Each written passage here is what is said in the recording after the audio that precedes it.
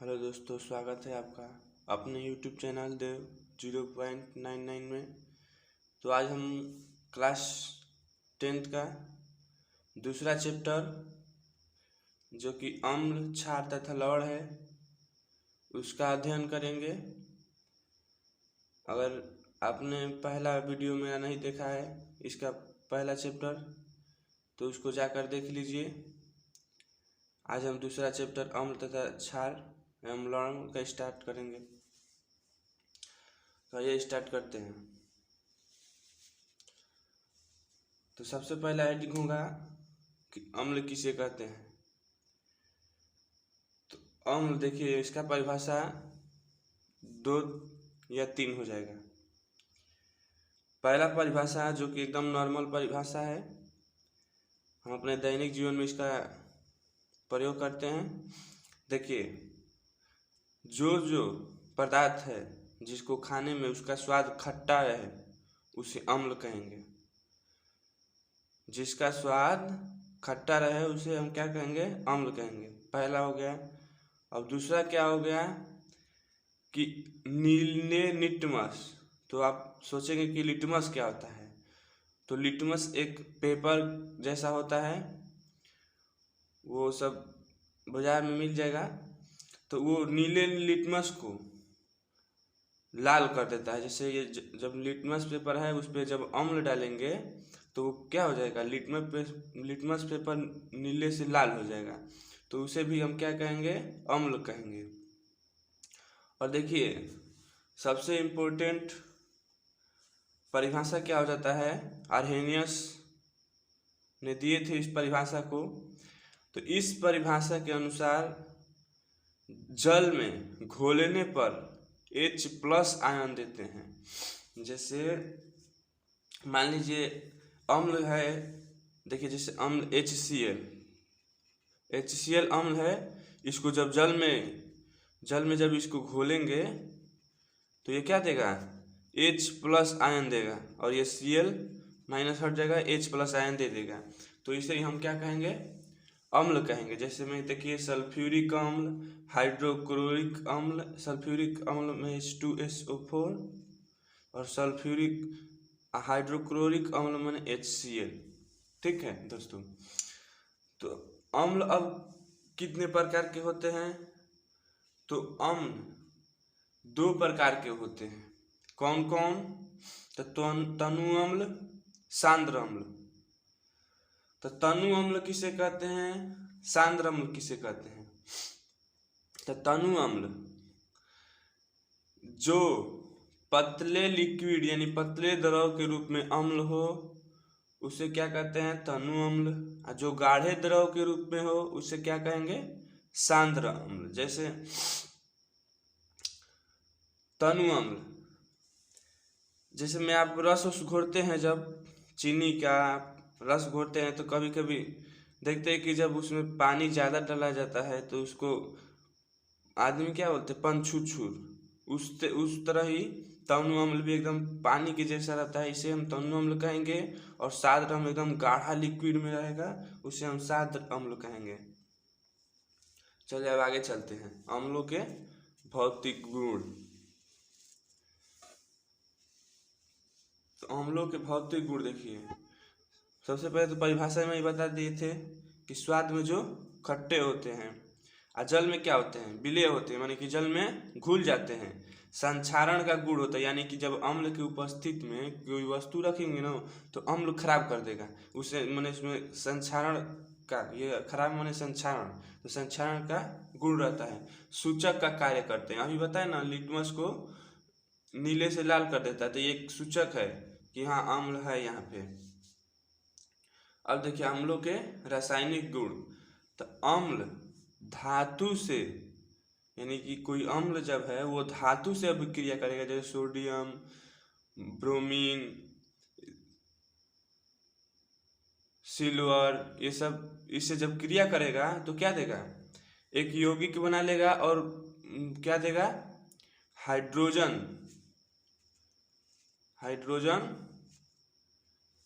Gas देगा। जैसे देखिए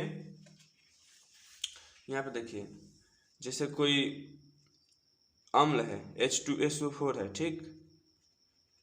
अब ये कर लिया, Na से अभिक्रिया कर लिया, यानी कि सोडियम से क्या देगा ये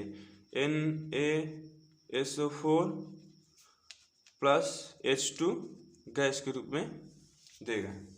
तो इसे ही रासायनिक अभिक्रिया में ये पहला हो गया कि जब कोई भी अम्ल सोडियम या कोई भी धातु से अभिक्रिया करे तो यहाँ पे क्या बनाएगा, एक यौगिक बनाएगा, इसे हम लवण भी कहते हैं, और यहाँ पे क्या बनाएगा, हाइड्रोजन गैस बनाएगा। जैसे एक और उदाहरण समझिए, देखिए HCl से अभिक्रिया किया Na, तो क्या देगा NaCl, यानी कि नमक हो गया, यहाँ पे सोडियम क्लोराइड लवण, और यहाँ पे क्या देगा H2 गैस। तो आइए अब दूसरे गुण पे चलते हैं। ये पहला गुण हो गया।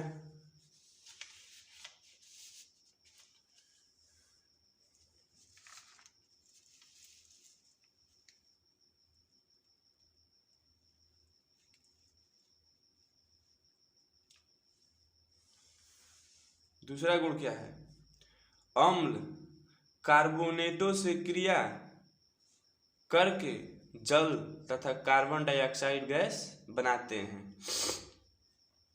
अम्ल कार्बोनेट यानी कि CO3, यानी जब धातु, कोई भी धातु हो और उसमें CO3 जुड़ा हो तो वहाँ पे क्या बुलाएगा, वो कार्बोनेटो उसे कहते हैं, CO3 कार्बोनेटो। इसको याद कर ले, CO3 कार्बोनेटो, CO3 कार्बोनेटो, यानी कि कोई भी धातु हो और CO3 हो तो उसे हम कार्बोनेटो कहते हैं।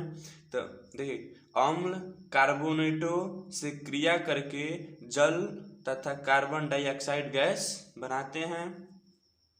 अम्ल, तो देखिए कार्बोनेटो यानी CaCO3 कैल्शियम कार्बोनेट, और यहाँ पे क्या है HCl हाइड्रोक्लोरिक अम्ल। ये जब आप आपस में अभिक्रिया करेंगे तो क्या बनाएंगे CaCl2, फिर कार्बन डाइऑक्साइड और जल।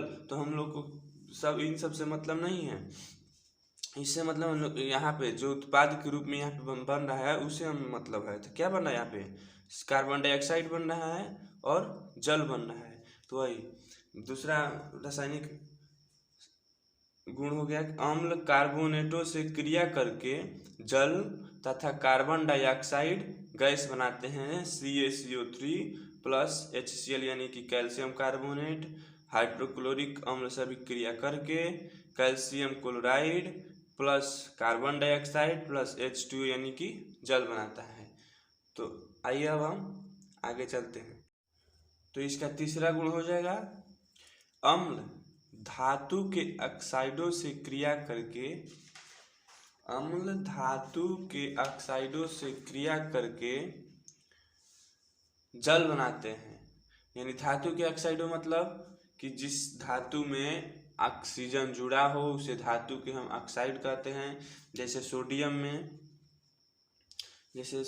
में अगर जुड़ गया, सोडियम में क्या जुड़ गया, ऑक्सीजन जुड़ गया, यानी कि NaO सोडियम ऑक्साइड कहेंगे।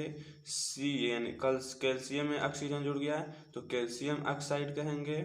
जैसे Mg यानी मैग्नीशियम में ऑक्सीजन जुड़ गया तो मैग्नीशियम ऑक्साइड कहेंगे।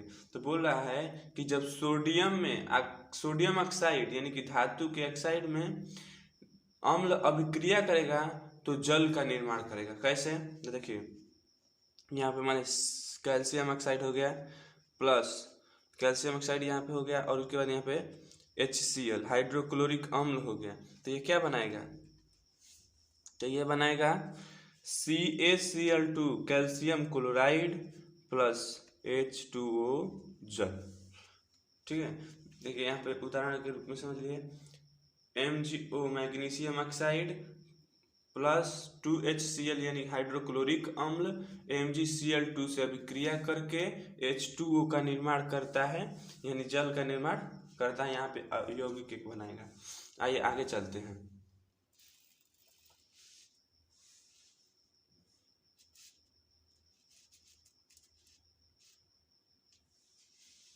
अब हम उपयोग देख लेते हैं, अम्लों का उपयोग। तो सबसे पहले हम हाइड्रोक्लोरिक अम्ल का उपयोग करेंगे।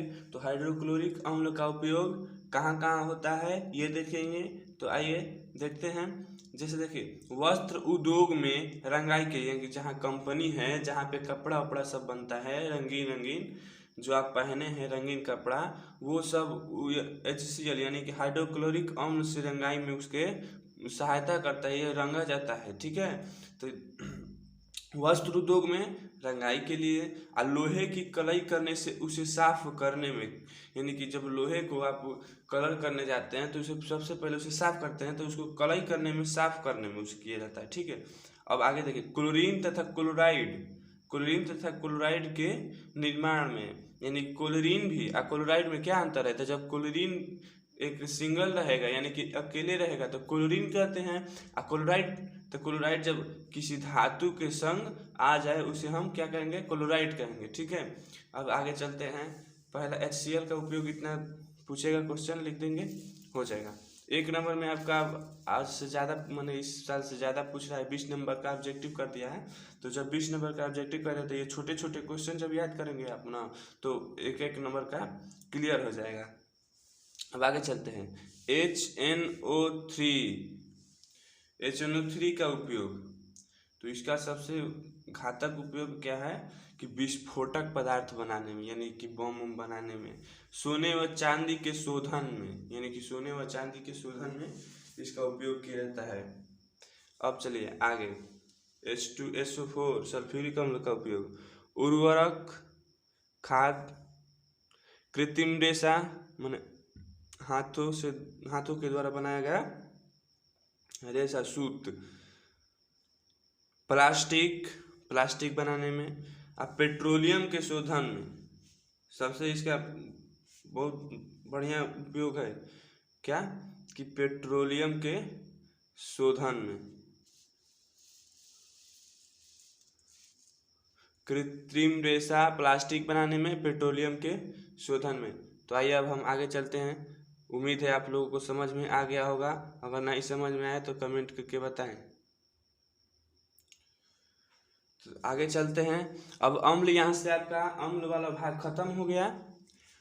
अब हम आप लोगों को एक सबसे बढ़िया चीज देने वाले हैं। तो क्या देने वाले हैं, तो 1 नंबर यहाँ से बहुत ज़्यादा पूछा जाता है, बहुत ज़्यादा। तो इसको पूरा ध्यान से देखिए, यह आपको हेल्प करेगा याद करने में।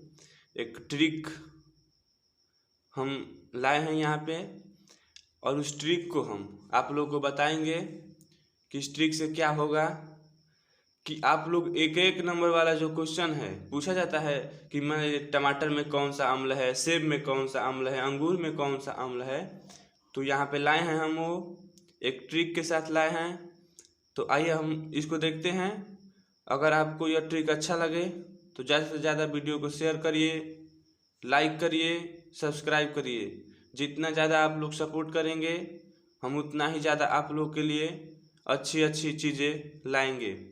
तो आइए हम स्टार्ट करते हैं।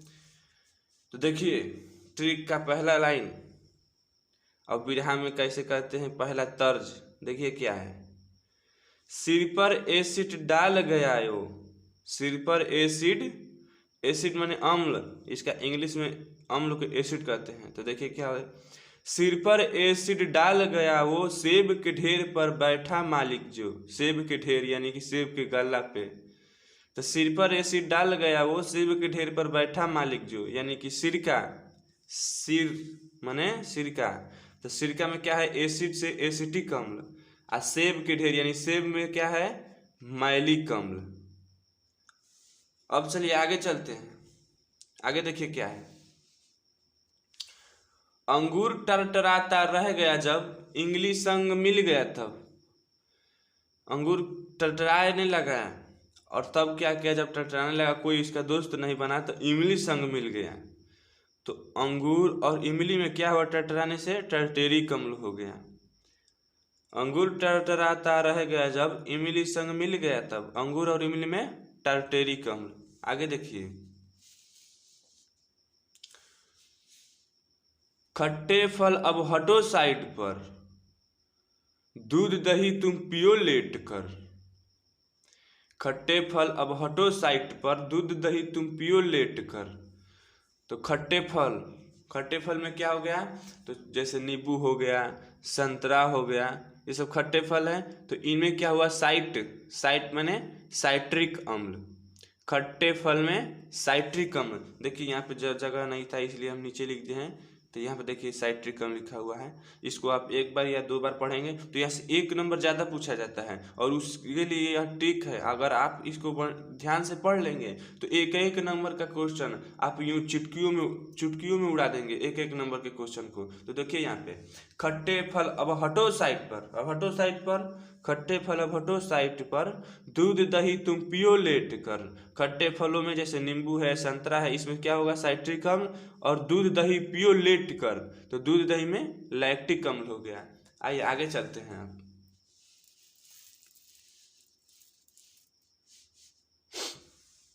आगे देखिए, घास के पत्ते हैं बेंजोइक, सोडा वाटर है कार्बनिक, तो बिच्छू चींटी है फार्मिक। देखिए यहाँ पे कविता के जैसे बन गया है। घास के पत्ते हैं बेंजोइक, सोडा वाटर है कार्बनिक, तो बिच्छू चींटी है फार्मिक। यानी कि घास के पत्ते बेंजोइक और सोडा वाटर में जैसे ये कोको कोला, पेप्सी, ये सब सोडा वाटर कहलाता है। अब बिच्छू चींटी, सबसे ज़्यादा क्वेश्चन यहाँ से पूछा जाता है कि चींटी के डंक में कौन सा अम्ल होता है, बिच्छू के डंक में कौन सा अम्ल होता है। तो आप यहाँ से याद कर लीजिए और बता दीजिएगा। जैसे घास के पत्ते यानी घास में कौन सा अम्ल होता है, बेंजोइक अम्ल। और सोडा वाटर जैसे ठंडे पेय पदार्थ, ये Coca Cola, Pepsi, Sprite, Dew, ये सब ठंडे पेय पदार्थ यानी सोडा वाटर है। तो इसमें कौन सा अम्ल होता है, कार्बनिक अम्ल होता है।